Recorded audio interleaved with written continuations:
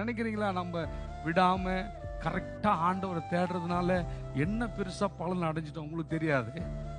ரகசியமா வேலை நடக்குது.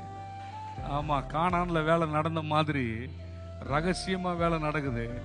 இஸ்ரவேல் மக்களுக்கு தெரியாது.